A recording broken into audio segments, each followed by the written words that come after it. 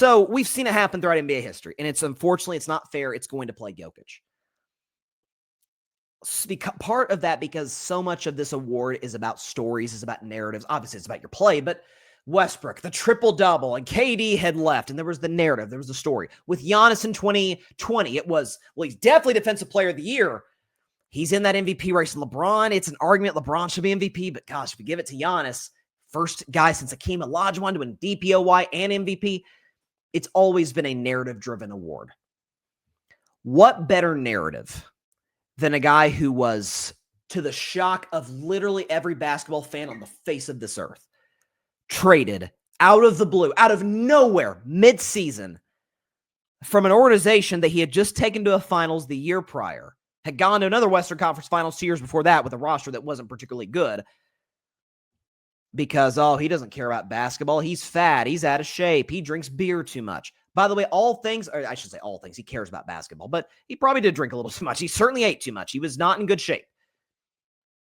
And he still got to the multiple Western Conference Finals and NBA Finals and multiple MVP finishes. So clearly didn't hurt him that much. And he was great in the playoffs. Talking obviously about Luka Doncic being traded by the Dallas Mavericks. So that obviously is on Luka's side. But now, Lakers come in, first full season with the Lakers. He's lost weight. He's in shape. Skinny Luka. Skinny Luka was like a big hashtag in the summer. He's on Men's Health magazine. And LeBron's going to miss the first month of the season with an injury. It's your show now. Lake show is the Luka show now. That's your MVP. He's never won before. He's going to win his very first MVP with Luka Doncic. So I think he's going to average somewhere around 33-ish points per game, give it about 8 rebounds, 8 assists. I think he is out for blood. I think he is out to certainly prove to the Mavericks and Nico Harrison and that entire organization, like, what the F were you doing trading me after all I did for your franchise? Luka's going to be your MVP. I'm not going to go through my whole playoff prediction, first round, all that. Final four, who the Final Four team is in. This is who I think will be in the Eastern Conference Finals. I really like the new logo of the team on the left, by the way. The Orlando Magic and the New York Knicks. I think Orlando's additions of Desmond Bane was huge. Being able to be a team that was excellent defensively a year ago. Paolo Banchero just keeps taking step after step after step into being a legitimate NBA star. And I think they're pretty well coached with Jamal Mosley. The New York Knicks, 2 wins away from the NBA Finals, closest that they have been in a quarter century. Jalen Brunson, arguably, I guess after Tyrese Halliburton, but Halliburton's not healthy this year. The clutchest player in basketball. You've got Karl Anthony Towns. You've got OG Anunoby. You've got all of these guys. But the problem that continued to plague this team was Tibbs, Tom Thibodeau, as good of a coach as he was, he did not believe in using a bench, and that will plague you every single time in the playoffs when guys, it's a war of attrition. Guys just run out of gas. It's that simple. We're all human. Well, now Mike Brown, flawed coach, he'll use a bench. Talent's there. He's got to the playoffs with the darn Sacramento Kings. And when it's all said and done, for the first time since 1999, the New York Knicks are going to the NBA Finals. The first time, so that'll be Finals in 2026. That'll be 27 years. First time in that span that the Knicks will have gone to the Finals. I think they will do it over the Orlando Magic in the Eastern Conference Finals. In the Western Conference Finals, this is where it gets tricky because the East is, with the injuries to Halliburton and Tatum, and we're not sure where Giannis is going to end up, and the Bucks aren't even that good with Giannis. East is as weak as it's ever been. The West is a bleeping monster. You've got the defending champion Oklahoma City. You've got the team they're playing right now, the Houston Rockets, and the additions they made, but they lost Fred VanVleet. That kind of is what took them out of it for me. They need Fred VanVleet. He's not going to be there. And then you've got teams like Golden State with some of the additions they made, my beloved Warriors. Denver made a number of additions this offseason. The Lakers, LeBron, Luka, first full season together. Luka's in shape. JJ Redick, smart coach, second year there.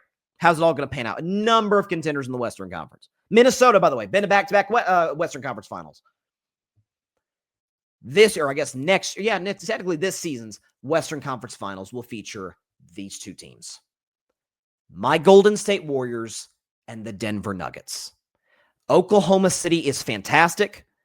Let's not forget, though, again, I get it. They won 68 games. SGA was league MVP. Let's not forget that they faced 2 Game 7s. So twice in the postseason, one loss would have ended their championship hopes. That doesn't take credit away from their ring. It's to say they weren't as dominant as people give them credit for. So now you've got a situation with Golden State, with a Steph Curry who in the second half of last year, really ever since the Warriors acquired Jimmy Butler, was averaging nearly 30 points per game. Looked like the old Steph. Because, oh, what a shocker when you've got a legit second option, Jimmy Butler, so teams aren't triple teaming Steph. He can cook you in fish grease. And you've got Draymond Green, still a top 5 defender on planet Earth. And you've been able to add guys like Al Horford and DeAnthony Melton. And he's not on the team now because of really dumb second apron nonsense. He'll be back in a month. Seth Curry, shooter off the bench. All of these, Jonathan Kuminga brought him back. So the size is there. The athleticism is there. His shooting is there. The championship pedigree is there. For Denver, same situation. Obviously not a dynasty, but they've got the best player in the world. Jamal Murray coming back. Hopefully he's in shape. You traded Michael Porter Jr. for Cam Johnson. That to me is an upgrade. You bring Bruce Brown back. You've got, obviously, oh my gosh, what's my man's name? White boy. Oh my gosh, I'm forgetting. What is his name? Christian Brown. Christian Brown. Bring him back. Denver's deeper than they've been. Adelman did a especially under less than ideal circumstances, taking the head coach job with 3 games left in the season last year, did a pretty darn solid job in his first opportunity there.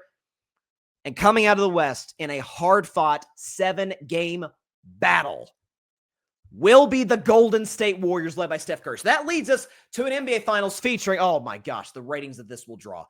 The Warriors with the reigning dynasty, Steph Curry, Jimmy Butler, Draymond Green, against the New York Knicks, looking for their first championship, ladies and gentlemen, in 53 years.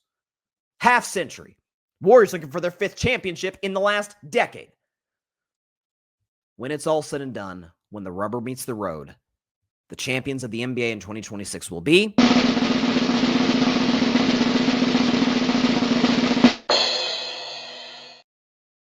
my Golden State Warriors. And put me on screen. I'll tell you why before we get out of here, because this is an opportunity to send us out on a high note here on the 6-year anniversary of carving it up.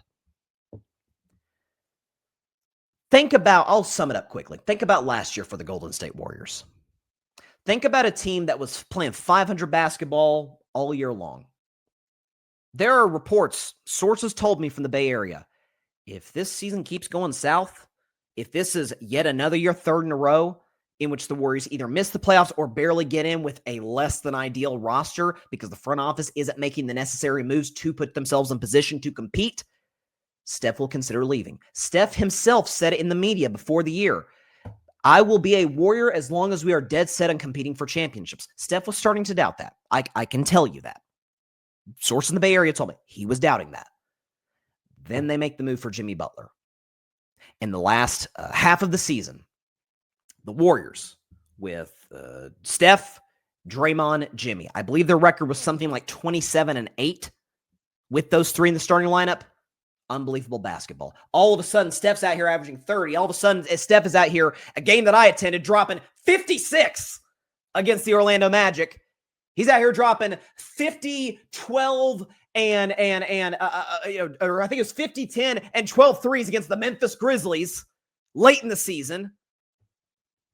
Getting triple-teaming against Houston with Jimmy Butler out of the lineup for a game or 2. Doesn't matter. Still puts 30 on their heads.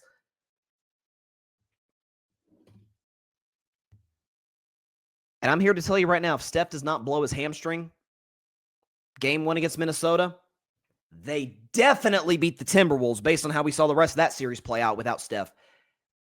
And they would have given Oklahoma City, who prior to Jimmy Butler being traded there, the Warriors had beaten 2 out of 3 games in the regular season. And the third game, or the game that they had lost, Steph didn't play. You're telling me they couldn't have given them? Indiana did. Denver did. And neither of them played perfect basketball. You're telling me they couldn't have given Oklahoma City a run for their money in the conference finals? So now this year, for the first time, this is unbelievable. We're in 2025. Steph Curry is, for the first time since 2018, Steph Curry is going to enter a basketball season knowing we can win the championship. You say, well, what about 2021-22 when they did win a championship, their most recent title? Go back and look at Media Day in Golden State. Go back and look at what Draymond Green said when he said, and it kind of pissed off Bob Myers, the GM of the team at the time, future Hall of Famer as far as I'm concerned. He said, yeah, we're going to have to blend young guys and vets, and that's never been done before to win a championship. And there was an element, there's been multiple articles written about the Warriors, multiple pieces over the last 3 years talking about how each game that the Warriors would win in the 2022 playoffs, Steph and Draymond kind of look at each other and like disbelief, like, how are we doing this? Like, we've won championships. Like, this team should not be advancing. And here we are. And then Steph has the series of his life against Boston, that game 4 when he drops 43, night in game 6. So for the first time since Kevin Durant walked out that door in 2019, and Steph has talked about this in interviews, the Warriors as a franchise have not been shy about this. We've got a championship team. Steph, Jimmy, Draymond, Al Horford, Jonathan Kuminga, Brandon Pajemski, who made a big leap last year, Moses Moody, Gary Payton, Seth Curry, who'll be back, DeAnthony Melton, who was great with the Warriors last year prior to injury. All of these additions and acquisitions and moves to put themselves in position. They've got length, they've got defense. They were the best defense in basketball in terms of defensive rating when they acquired Jimmy Butler. So yes, I absolutely believe. Again, this is all, I clarified this last year, but people apparently didn't think I did. So let's do it again. Knock on wood that Steph is healthy. That's the big one. If this team is healthy, let's not Steph. If the main character, Steph, Draymond, Jimmy, are healthy, the Golden State Warriors will win the 2026 NBA title. I am booking it. As long as those three are healthy, that's the big thing. As long as they're healthy, they're going to win the title. This is the best team Steph has had since 2019, and he's won a title since then. There you go. There's an aura, there's a vibe, there's a feel that I get from this team that I haven't felt since KD was there. Like, oh yeah, we can win, we can hoist the trophy. They didn't feel that way going into 2021-22. I can attest to that. They did not. They do this year.